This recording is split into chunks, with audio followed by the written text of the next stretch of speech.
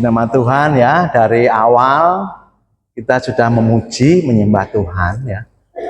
Ibadah memang seperti itu, saudaraku ya. Nah, gilirannya sekarang kita menikmati makanan rohani. Amin. Yang disebut adalah firman Allah. Di dalam diri manusia ada dua manusia ya. Kita pahami terlebih dahulu ya. Yang pertama manusia lahiriah, manusia batiniah, jasmania. Kemudian yang kedua adalah manusia rohaniah atau manusia rohani, manusia batiniah. Nah, kehidupan dua manusia ini harus balance, seimbang. Kalau sekarang ini kita rajin bekerja, oke, ya, untuk menghidupi manusia jasmania. Mengapa? Karena kita masih hidup, kita harus bertanggung jawab pada tubuh jasmani kita masing-masing. Nah, bagaimana dengan manusia yang kedua?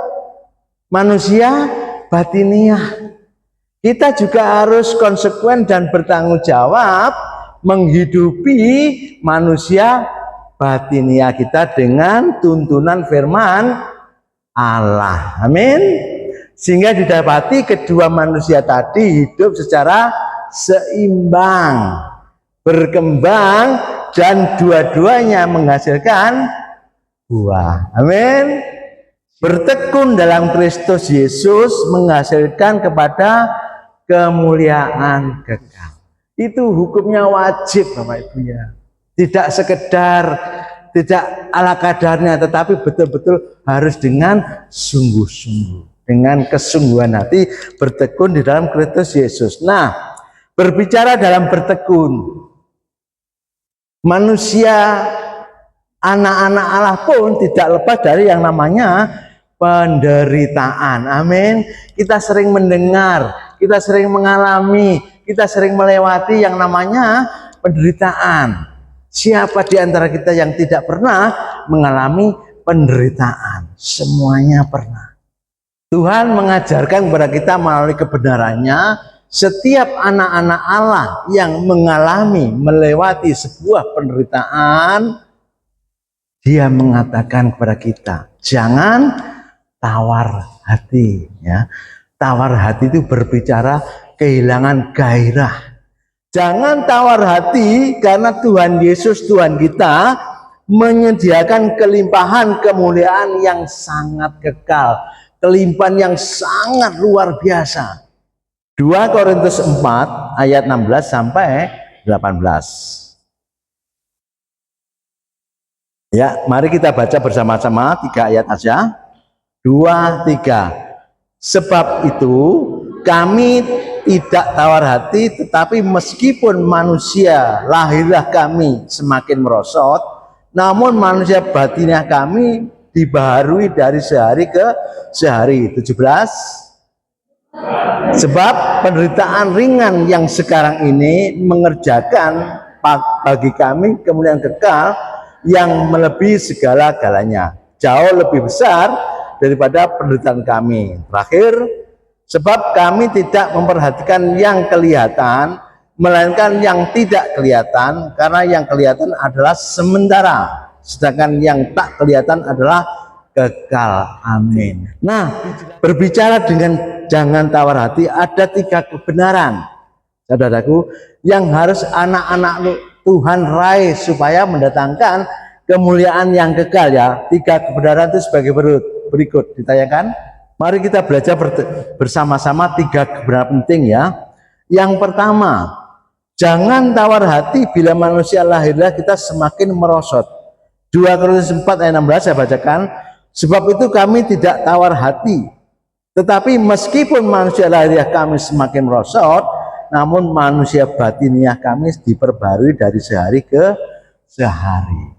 Bahwa setiap manusia pada akhirnya akan mengalami kelemahan tubuh dan akhirnya meninggal dunia. Tetapi kita jangan tawar hati, karena bila kita dekat dan sungguh-sungguh mengikut Kristus Yesus, manusia batiniah kita diperbarui dari hari ke sehari. Jika manusia lahir kita semakin dimakan usia, semakin lemah. Sebaliknya, manusia batiniah kita atau manusia roh kita akan semakin kuat jika kita hidup di dalam Kristus Yesus. Bahkan kita bisa menghasilkan buahnya. Setiap anak-anak Allah, siapapun kita, pasti mengalami fase kemerosotan secara manusia jasmani. Satu hal yang kita terima pagi hari ini, kita tidak kekurangan gairah dalam bertekun mencari Tuhan. Karena ada kemuliaan yang Tuhan sediakan, kemuliaan yang luar biasa, yaitu kemuliaan yang kekal. Nah, pertama dikatakan, jangan tawar hati bila mana manusia jasmani kita merosot. Justru itulah semakin dekat dengan Allah, semakin bertekun dalam Kristus Yesus, manusia batinnya kita semakin diperbarui. Yang kedua, jangan tawar hati penderitaan ringan yang sekarang ini justru mengerjakan kita untuk mendatangkan kemuliaan yang kekal. Sering kita merespon, menyikapi penderitaan ini seolah-olah menghentikan kita, melemahkan kita. Hamba Tuhan, pelayan Tuhan, anak-anak Allah juga mengalami penderitaan. Mengapa demikian? Sebab Tuhan juga ingin melihat, Tuhan ingin menguji seberapa bertahannya engkau dalam bertekun mencari Aku. Justru melalui penderitaan yang kita alami, itulah yang mengerjakan bagi kita untuk mendatangkan kemuliaan kekal. Nah, Bapak Ibu, Rasul Paulus menasihatkan kepada kita hari ini, jangan tawar hati. Pada masa yang akan datang, ketika kita menerima warisan surgawi, maka kita akan mengatakan bahwa kesengsaraan yang paling berat pun tidak berarti apa-apa dibandingkan dengan kemuliaan kekal dari Tuhan. Ketiga, terakhir, jangan tawar hati. Kita harus dewasa rohani supaya dapat melihat hal-hal yang bernilai kekalan. Dengan catatan kita harus dewasa rohani ya. Usia bertambah tua tidak menuntun seseorang bisa dikatakan dewasa rohani. Salah satu tanda orang Kristen yang bertumbuh dewasa rohani adalah dapat melihat dan menghargai hal-hal yang bernilai kekal. Setelah serangkaian hal yang kita kerjakan untuk bertekun di dalam Kristus Yesus, satu hal yang ditekankan Tuhan bagi kita hari ini, kita harus bisa melihat, ya, menghargai hal-hal yang bersifat kekal.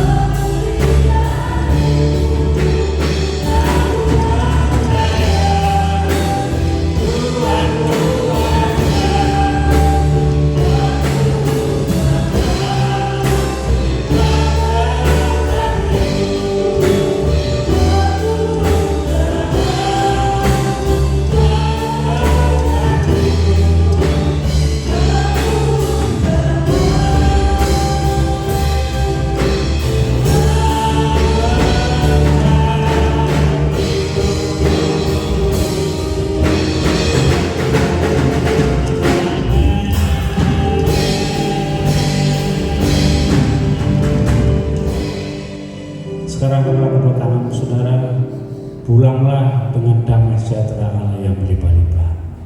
Dan kekuatan Allah yang berlimpah-limpah akan tetap menopang kehidupan saudara dan saya. Dan berkat-berkat jasmani yang berlimpah-limpah akan memelihara kehidupan saudara dan saya mulai hari ini sampai Maranatha. Terima kasih Bapa, semua yang kami terima dalam persekutuan dengan Allah Bapa dan Putranya yang tunggal Yesus Kristus Tuhan kita. Dan Roh Kudus menjamin saudara dan saya akan menikmati setiap janji-janji Tuhan. Di dalam nama Tuhan Yesus Kristus yang percaya boleh katakan